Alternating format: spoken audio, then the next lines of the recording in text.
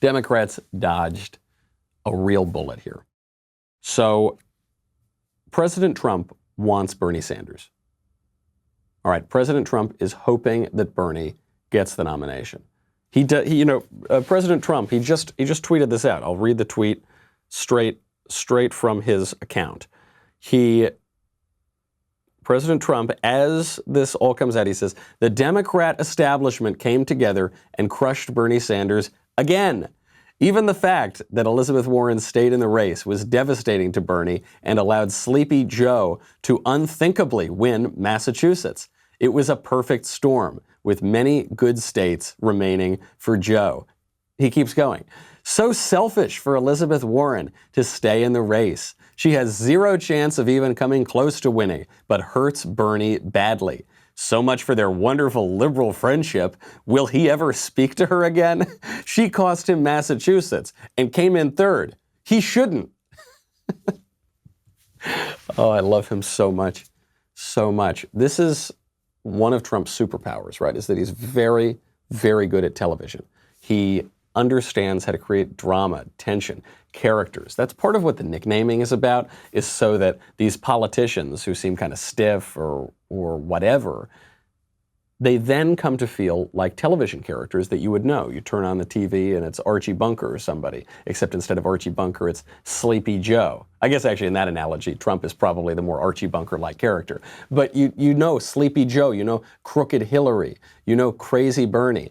And it's all about these personal relationships. Trump is very, very good about having a relationship with the voters and about describing and pulling out the relationships between all of these other politicians. Because, don't forget, the guy was the king of the reality TV. So when he's trying to boost Bernie and go after Biden to create some chaos in the Democratic primary, he doesn't just say, socialism's bad, socialism's going to kill us all, we're going to have breadlines. He doesn't do that. No, I mean, maybe that works once or twice, but that falls flat eventually. What people are interested in is the personal narrative, the personal story. So instead he says, all those Democrats, they're conspiring to steal it from poor Bernie, right? He's actually making Bernie into this kind of sympathetic figure.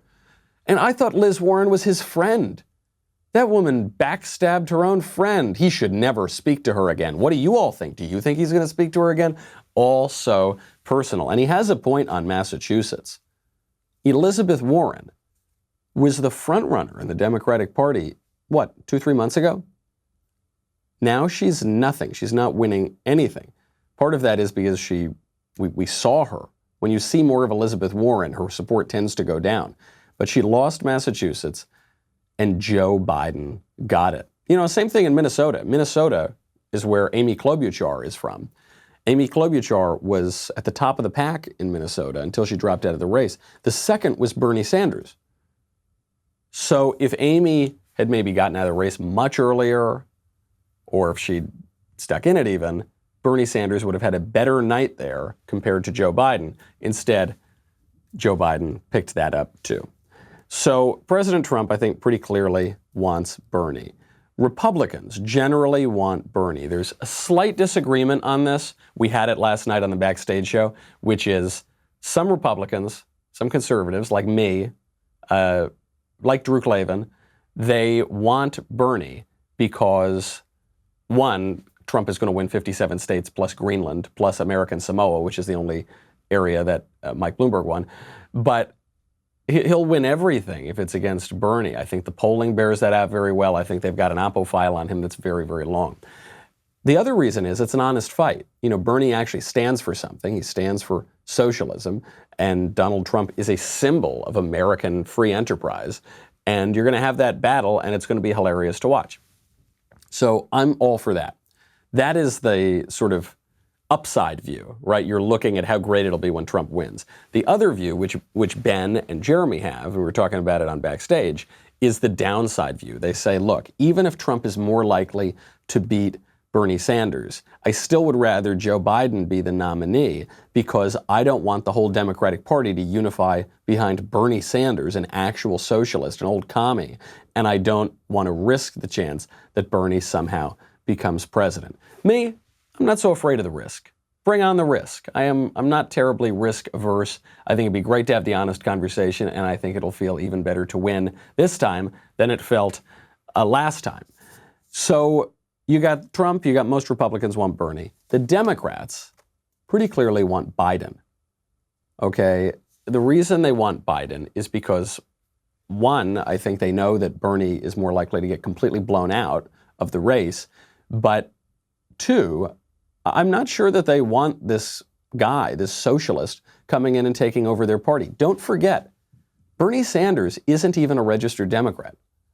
So Bernie has been an independent, and he describes himself as a socialist. Then in 2016, in order to run for the Democratic primary, he had to register as a Democrat, which he did. Then he lost that primary. He re-registers as an independent. This time around, so that his Bernie bro supporters didn't have a complete meltdown, they allowed him to run as an independent. But he's actually technically not even a Democrat. So the party itself, the party apparatus, really doesn't like the guy. They keep trying to rob him. They probably are successfully going to rob him again, and Biden is in the lead. All right, here's the deal.